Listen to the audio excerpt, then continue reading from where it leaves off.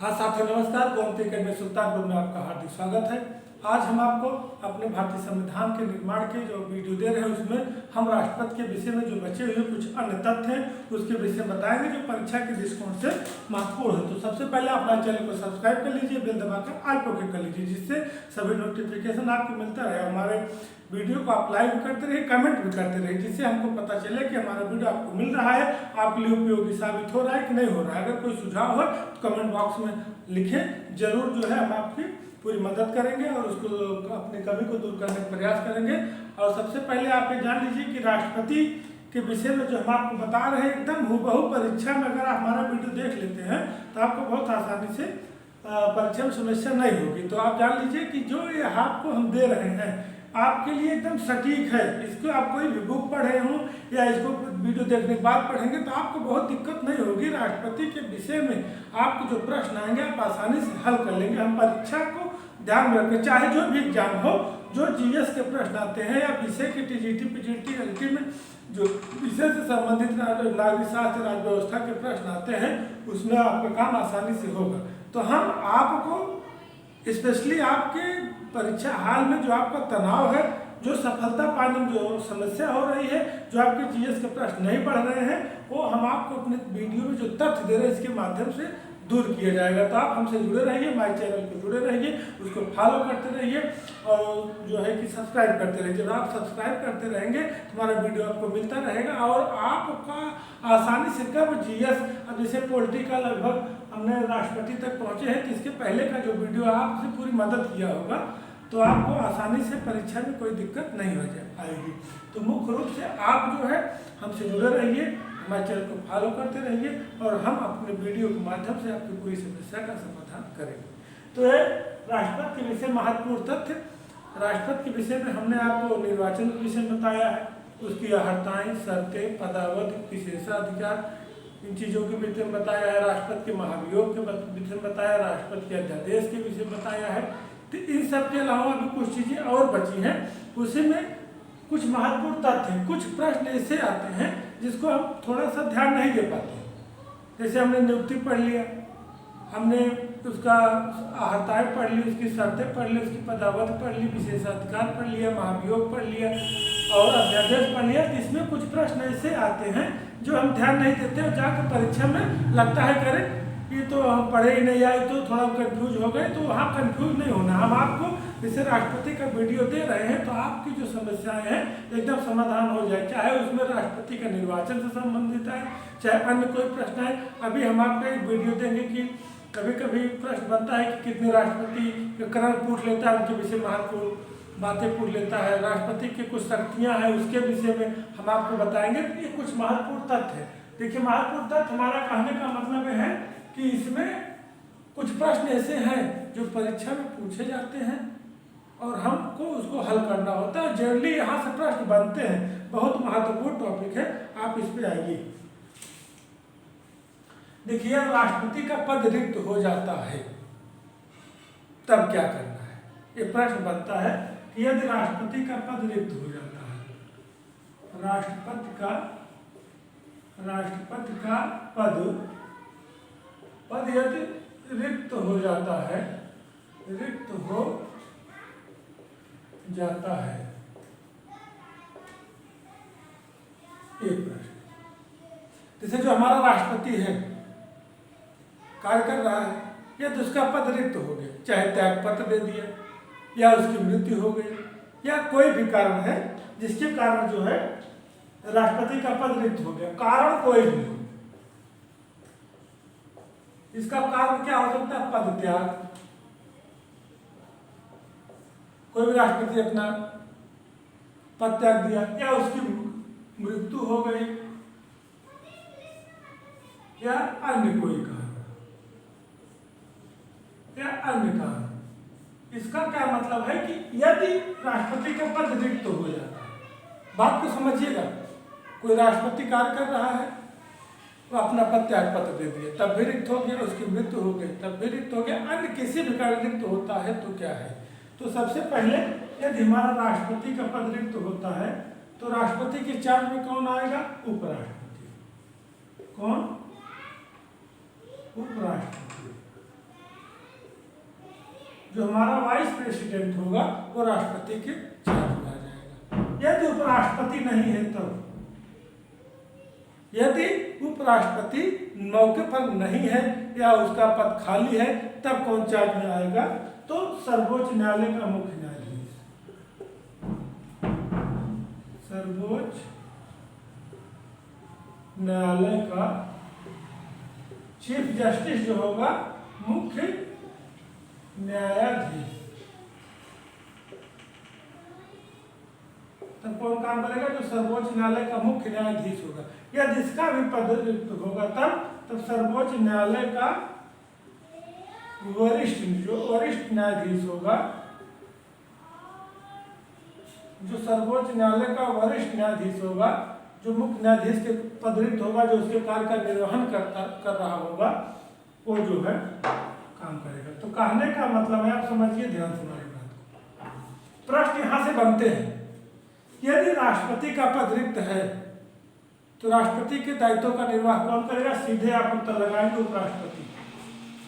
यदि प्रश्न बनता है कि राष्ट्रपति का पद रिक्त है और उपराष्ट्रपति भी मौके पर कार्य क्षेत्र में या पद रिक्त है तो उस समय राष्ट्रपति के पद का निर्वाह कौन करेगा? सर्वोच्च न्यायालय के मुख्य न्यायाधीश। यदि यह भी प्रश्न आता है कि सर्वोच्च न्यायालय के मुख्य न्यायाधीश उपराष्ट्रपति दोनों नहीं है और राष्ट्रपति का पद रिक्त होता है तो कौन करता है? वरिष्ठतम न्यायाधीश, सर्वोच्च न्यायालय के तो वरिष्ठतम न्यायाधीश। तो आपके आइडिया दिमाग में सेट हो तो आपको समस्या नहीं होगी, आप आसानी से अपने प्रश्न का उत्तर दे लेंगे। अब अगर आपको एकदम पता है कि उपराष्ट्रपति का पद रिक्त होता है तो राष्ट्रपति का पद रिक्त होता है तो उपराष्ट्रपति का पद रिक्त होता है सर्वोच्च न्यायालय का मुख्य न्यायाधीश और उसके बाद सर्वोच्च न्यायालय का वरिष्ठ न्यायाधीश। अगर इतना पता है तो आपको प्रश्न कैसा भी आएगा आपकी समस्या समाधान हो जाएगी। सटीक वे में है, आप इसको बहुत आसानी से समझ सकते हैं और पेपर में दिक्कत नहीं हो। अब इसके बाद एक मुख्य चीज इसी के साथ और समझते चलिए। यदि पद रिक्त है तब की बात कर रहे हैं, रिक्तता की स्थिति की बात कर रहे हैं।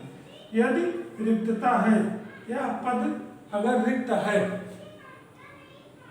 तब जो चुनाव होने हैं राष्ट्रपति के पद खाली होने के 6 माह के अंदर, कितने?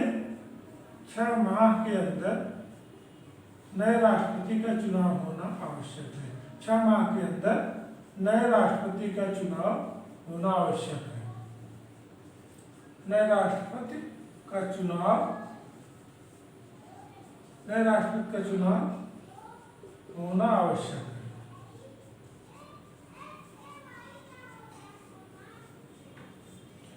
यह आप बात समझ गए होंगे कि राष्ट्रपति का पद रिक्त हुआ, उपराष्ट्रपति, सर्वोच्च न्यायालय मुख्य न्यायाधीश, वरिष्ठ न्यायाधीश जो मौके पर रहेगा। फिलहाल उपराष्ट्रपति रहते हैं, ये कर लेते हैं, काल की स्थिति आई है कि नहीं रहे तो सर्वोच्च न्यायालय मुख्य न्यायाधीश किए हैं। जब हम आज तक कितने राष्ट्रपति हुए हैं बताएंगे तो उसमें हम बताएंगे कि कब कब राष्ट्रपति के दायित्वों का निर्वहन उपराष्ट्रपति किए हैं, कब तक सर्वोच्च न्यायालय के मुख्य न्यायाधीश किए हैं। इसको वहाँ चर्चा कर ली जाएगी। फिलहाल यहाँ पे आप इतना मूल चीज समझते रहिए, उसको उस वीडियो में समझ लेंगे। और रिक्तता की स्थिति में 6 माह के अंदर जब रिक्त होगा तो लोग कार्य में आ जाएंगे, लेकिन 6 माह के अंदर नए राष्ट्रपति का चुनाव होना आवश्यक है। अब एक प्रश्न ये भी बनता है कि यदि राष्ट्रपति अपना कार्यकाल नहीं पूरा किया है तभी रिक्तता की स्थिति आएगी, और यदि उसका पद रिक्त हो जाता है तो क्या जो नया राष्ट्रपति चुना जाएगा वो बचे समय के लिए चुना जाएगा या पूरे 5 साल के लिए? यह बहुत जरूरी है, इसमें बहुत लोग कंफ्यूज होते हैं। आज आप क्लियर हो लीजिए कि यदि जो है हमारा जो नया राष्ट्रपति चुना जाएगा, जो नया राष्ट्रपति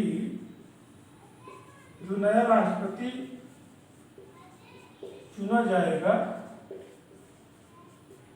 उसका कार्यकाल से पूरा 5 वर्ष होगा। उसका कार्यकाल कितना होगा?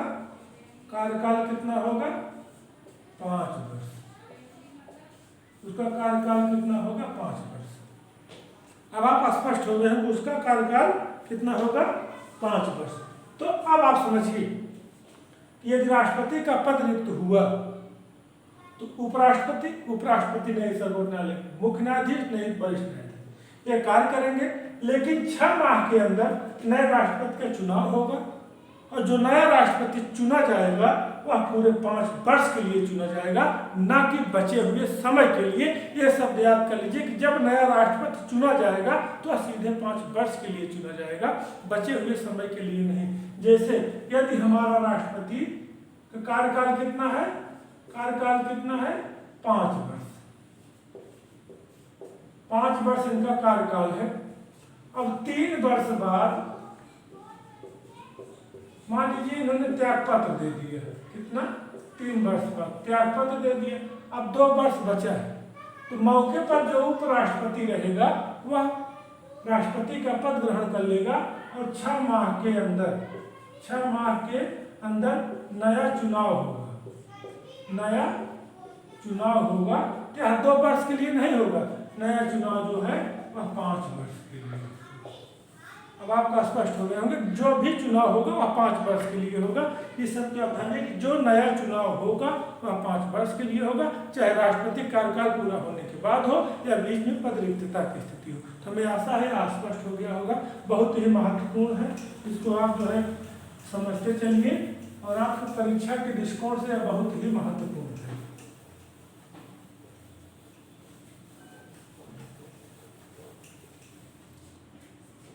अब ये सुनिए, यदि एक चीज और जान लीजिए कि यदि राष्ट्रपति के चुनाव के संबंध में कोई विवाद होता है, चुनाव में विवाद, राष्ट्रपति चुनाव में विवाद,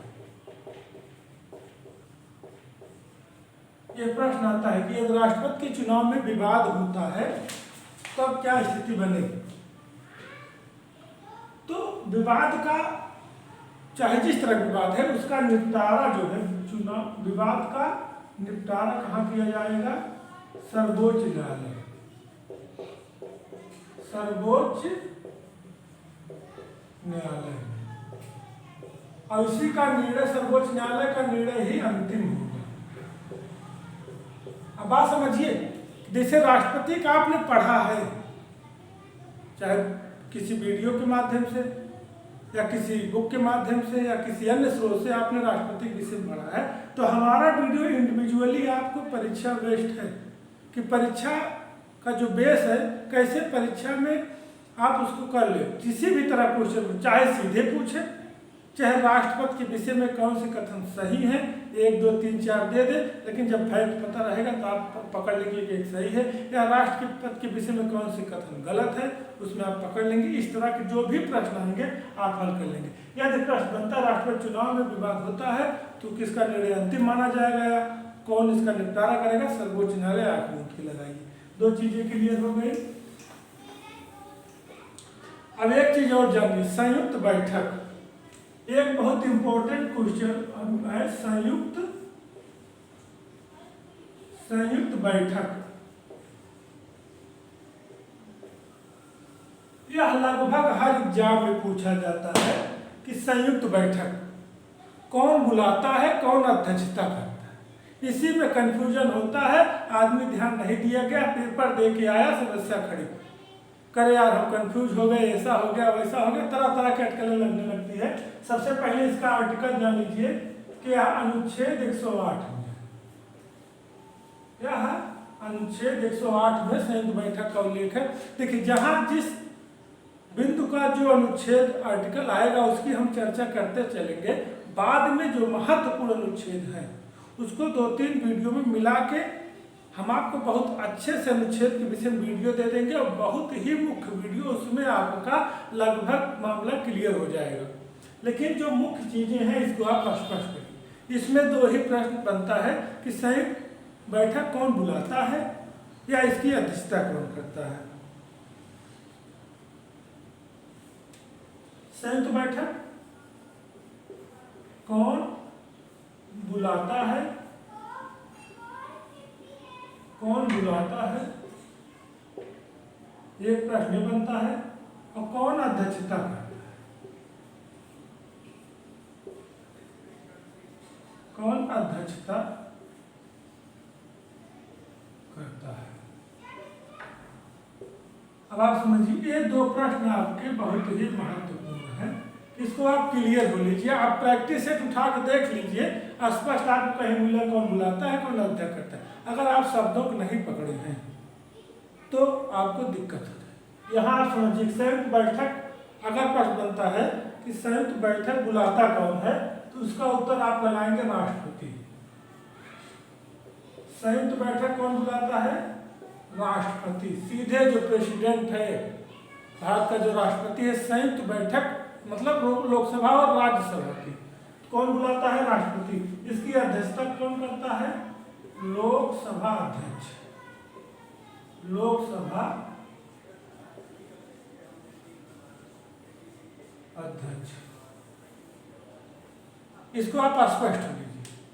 सीधे सीधे प्रश्न बनता है कि संयुक्त बैठक की, यही ज्यादा पूछा भी जाता है कि संयुक्त बैठक की अध्यक्षता कौन करता है? लोग सीधे राष्ट्रपति लगा आएंगे, कहेंगे अरे यार ये तो गलत हो गया, कैसे गलत हो गया? फिर बुक उठा के देखेंगे तो स्पष्ट उसमें लिखा है कि अनुच्छेद जब 108 पढ़ेंगे तो उसमें स्पष्ट लिखा है कि बुलाता राष्ट्रपति है और अध्यक्षता लोकसभा अध्यक्ष करता है। ये आपको स्पष्ट हो। इसके साथ आप जान लीजिए कि संयुक्त बैठक जो है, संयुक्त बैठक बुलाता राष्ट्रपति है, बुलाता राष्ट्रपति है।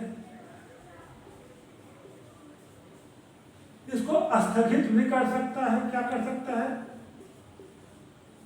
स्थगित कर सकता है। संयुक्त बैठक को जैसे बुलाया है तो स्थगित कर सकता है और विघटित भी कर सकता है। विघटित भी कर सकता है। देखिए अब इन तीनों चीजों की भी आप क्लियर हो चलिए। संयुक्त बैठक बुलाना, स्थगन करना और विघटन करना।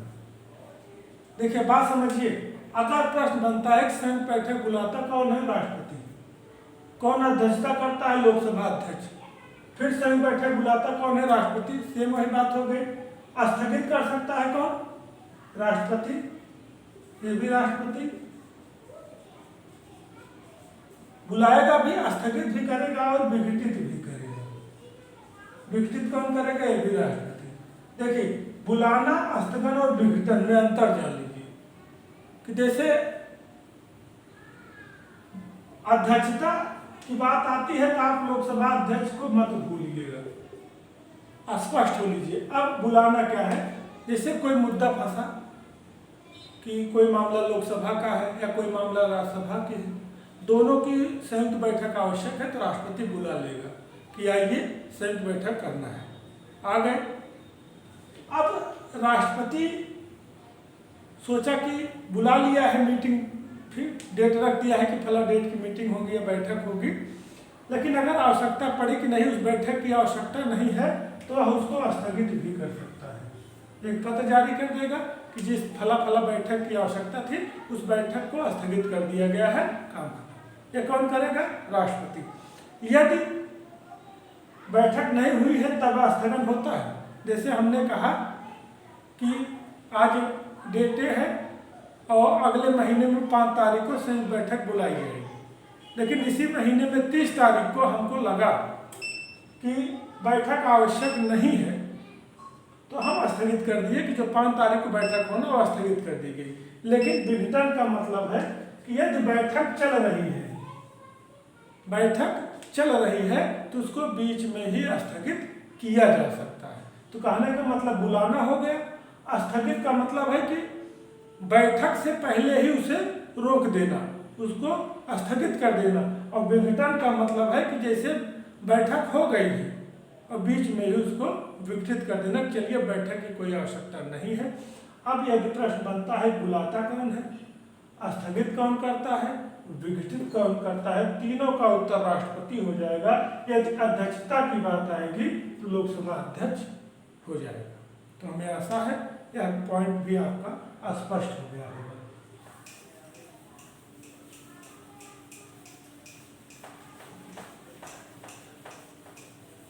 अब देखिए इसमें एक चीज और है कि जब कोई विधेयक राष्ट्रपति के विषय में जाता है, राष्ट्रपति के पास जाता है, तो उसमें कौन सी स्थिति बनती है। जब विधेयक जो है, कोई विधेयक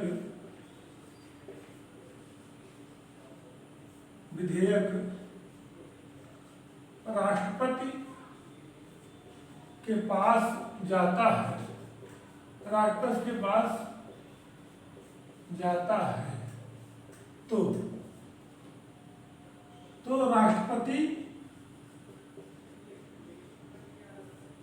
क्या करता है, क्या कर सकता है?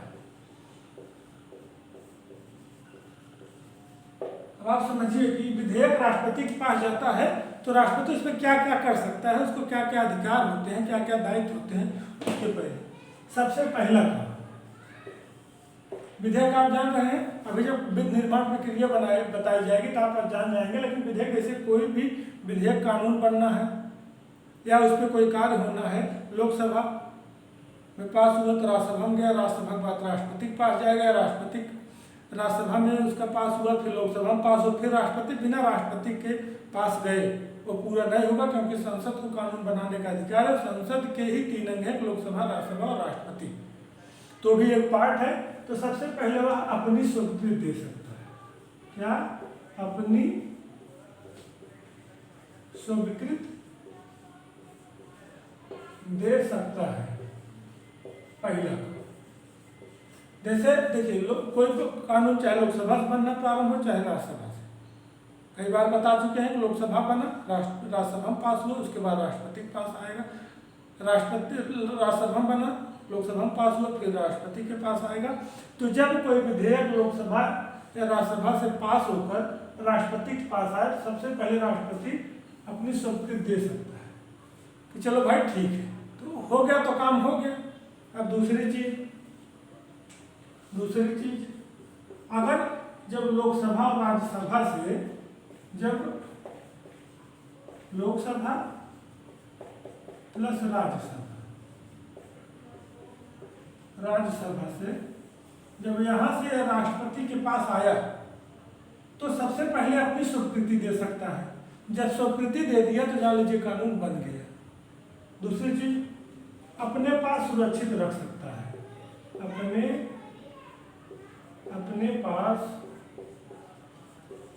सुरक्षित रख सकता है।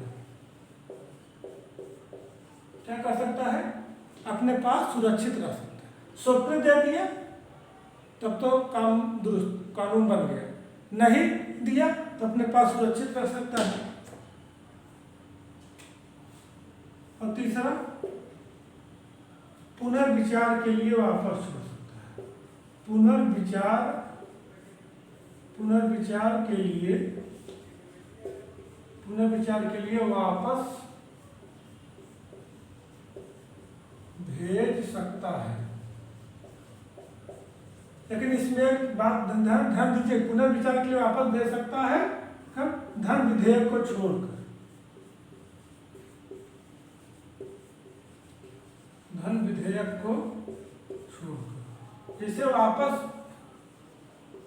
पुनर्विचार के लिए भेजने का अधिकार धन विधेयक, जैसे पुनर्विचार के लिए वापस भेज सकते, लेकिन धन विधेयक पर नहीं। अभी हम धन विधेयक, जब संसद में हम विभिन्न विधेयक पढ़ेंगे, धन विधेयक, विनियोग विधेयक, वित्त विधेयक, जो भी विधेयक है उसमें हम धन विधेयक के विषय में पढ़ेंगे। इसका सर्वेसर्वा लोकसभा अध्यक्ष होता है, तो आप जानते रहिए कि वो अपनी स्वीकृति दे देगा, अपने पास सुरक्षित रख लेगा, मतलब ठंडे बस्ते में चला गया, और पुनर्विचार के लिए वापस भेज सकता है कि इसमें ऐसा आप करिए। ये 3 चीज वह कर सकता है। आप इसको आप समझिए। लेकिन इसके बाद अभी तो आप क्लियर हो गए कि अगर वह जो है कि स्वीकृति दे दिए तो कानून बन गया, अपने पास सुरक्षित रख लिया, ठंडे बस्ते में चला गया। यदि पुनर्विचार के लिए वापस भेज दिए तब क्या होगा? ये दोनों चीज समझ गए।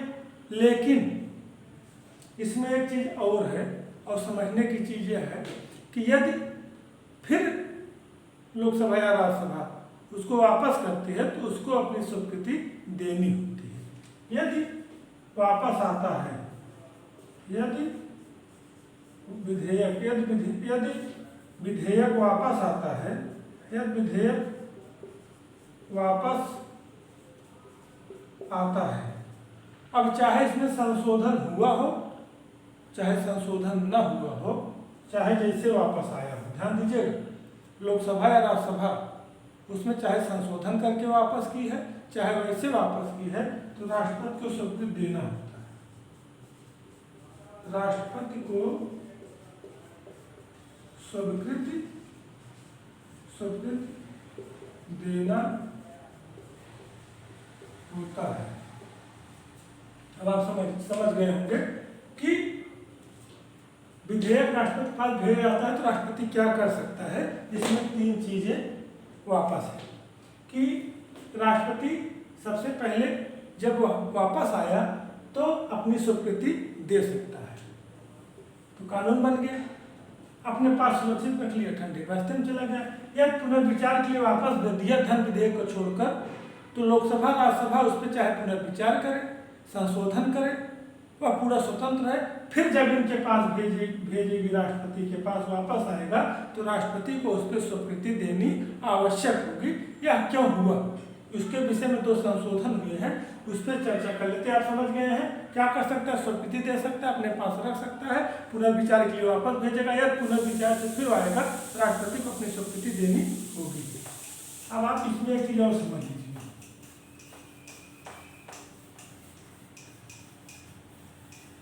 अब इसमें एक चीज और समझ लीजिए कि मुख्य रूप से संशोधन ऐसा क्यों हुआ। जो संशोधन हुए हैं उसी के तहत शक्ति दी गई। जैसे राष्ट्रपति स्वीकृति दे दिया है, अपने पास रख लिया, तब तो ठीक है। यदि पुनर्विचार के लिए वापस गया और फिर वापस आया तो राष्ट्रपति स्वीकृति देना होता है। ऐसा क्यों हुआ।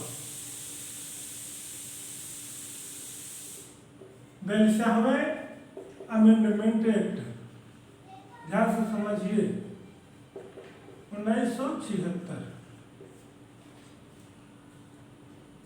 इसमें देखिए 42वां संविधान संशोधन मिनी संविधान संशोधन कहा गया है। यह जो है बहुत, इसमें बहुत तथ्य हैं, हर जगह इसका जिक्र आता है। तो इसमें भी देखिए जो हम राष्ट्रपति के पास पुनर्विचार की जाती है वो बात आई कहाँ से, इस पर हम देखेंगे।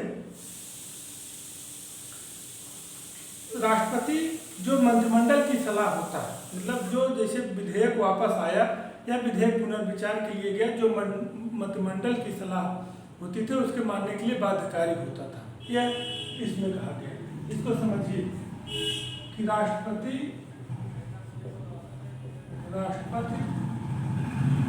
मंत्रिमंडल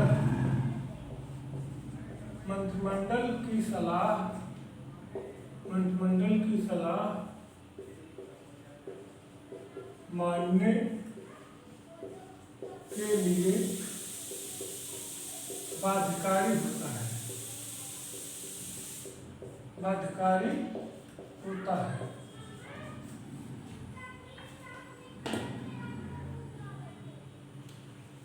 ये 76 इंदिरा गांधी सरकार का मामला है, इंदिरा गांधी के समय का मामला है, समझिएगा। इस समय प्रधानमंत्री हमारे पीएम इंदिरा गांधी थी। इन्होंने कहा कि 42वें संविधान संशोधन 1976, इंदिरा गांधी प्राइम मिनिस्टर के समय की बात हो रही है कि 42वें अमेंडमेंट 1976 में इंदिरा गांधी ने कहा कि राष्ट्रपति विधेयक के मामले में मंत्रिमंडल की सलाह मानने के लिए बाध्यकारी होगा।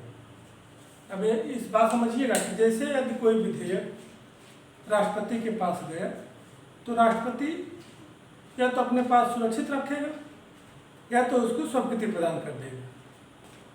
तो यदि जो भी वो करेगा वो मंत्रिमंडल की सलाह की करेगा। मंत्रिमंडल की सलाह का मतलब है कोई आपका लोकसभा राज्यसभा, बात समझिएगा। मंत्रिमंडल के सलाह का मतलब हो गया कि भाई मंत्रिमंडल हमारे लोकसभा मंत्रिमंडल की सलाह मानने की बात कर रही है। कहने का मतलब है कि मंत्रिमंडल सर्वे सर्वा होगी। लेकिन उसके बाद 44वें अमेंडमेंट एक्ट 1978, इस समय जनता पार्टी की सरकार थी। किसकी? जनता पार्टी की सरकार के समय की बात है। इसमें जो संशोधन किया गया इसमें जो 78 में संशोधन किया गया उसमें कुछ परिवर्तन कर दिया गया। इसी में बात आई कि राष्ट्रपति विधेयक पुनर्विचार के लिए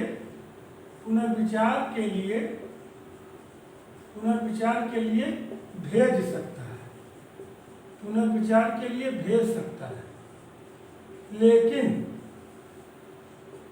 लेकिन जब यह वापस आएगा, मतलब वहां से फिर वापस आएगा,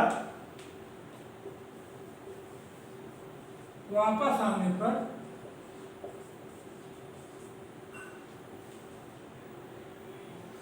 आने पर सलाह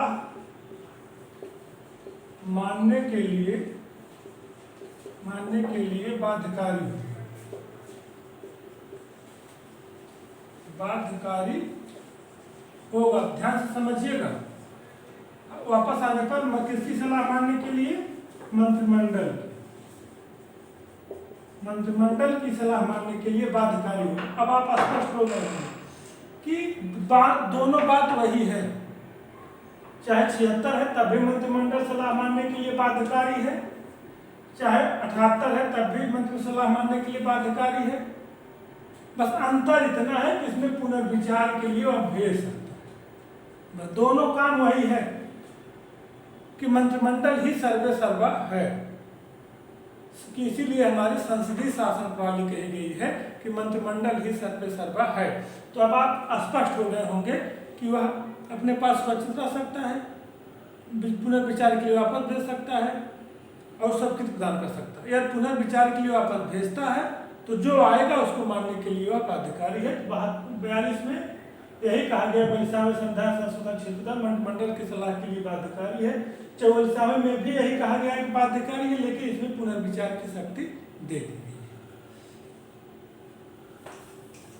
ये रहा आपका जो है इस संशोधन के द्वारा ऐसा किया गया है, इसको आप समझ लीजिए। अब इसमें एक आध चीजें और बची हैं कि देखिए, एक चीजें और बची है, उसको आप जान लीजिए। बाकी आपका लगभग इसमें बहुत ही महत्वपूर्ण फैक्ट रहा है, जो कि परीक्षा के दृष्टिकोण से बहुत ही महत्वपूर्ण है कि भारत के किस राज्य में सबसे पहले किस राज्य में सबसे पहले राष्ट्रपति शासन लागू हुआ, राष्ट्रपति शासन लगा। ये प्रश्न कभी कभी बनता है, बता दें आपको पंजाब। अगर सीधा प्रश्न आता है कि भारत के किस राज्य में सबसे पहले राष्ट्रपति शासन लगा था, तो आप स्पष्ट हो लीजिए पंजाब। अब एक और बहुत महत्वपूर्ण प्रश्न है, अंतिम है और बहुत ही महत्वपूर्ण है, इसको आप ध्यान से समझ लीजिए। और एक ही लाइन का है, प्रश्न पूछा जाता है, याद कर लीजिए। याद करने की चीज है कि आपातकाल के दौरान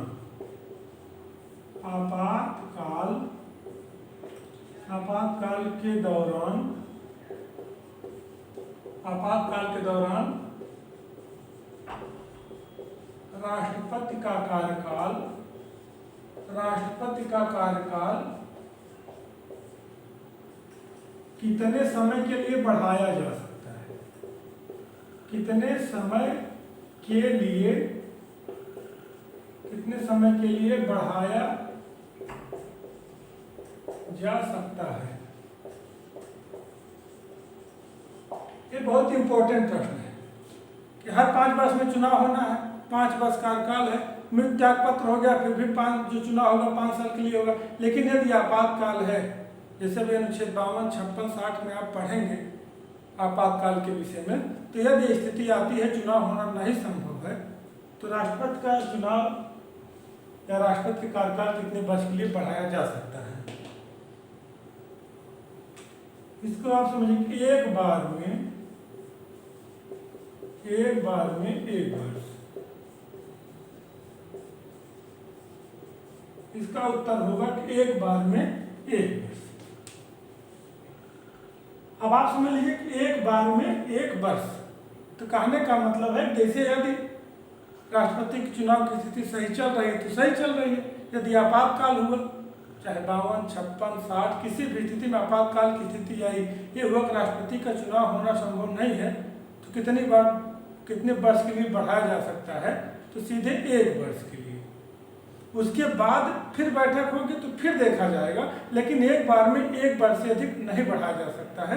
तो जो प्रश्न अगर परीक्षा में से आता है कि आपातकाल के दौरान राष्ट्रपति कार्यकाल कितने समय के लिए बढ़ाया जा सकता है, अगर विकल्प में एक बार में 1 वर्ष, एक बार में 2 वर्ष, एक बार में 3 वर्ष, एक बार में 4 वर्ष, तो आप कह लेंगे एक बार में 1 वर्ष, या एक बार में नहीं दिया है 1 वर्ष, 2 वर्ष, 3 वर्ष, 4 वर्ष, इस तरह है तो 1 वर्ष लगाएगा। कहने का मतलब जो प्रश्न आएगा उसी के अनुसार कार्य करेगा, लेकिन जब प्रश्न बनेगा इसमें ऐसे रहेगा ही कि 1 वर्ष में 1 बार, 1 वर्ष में 2 बार, एक बार में 2, मतलब 1 बार में 1 वर्ष, 1 बार में 2 वर्ष, इस तरह से बनेगा। तो आप इसको स्पष्ट।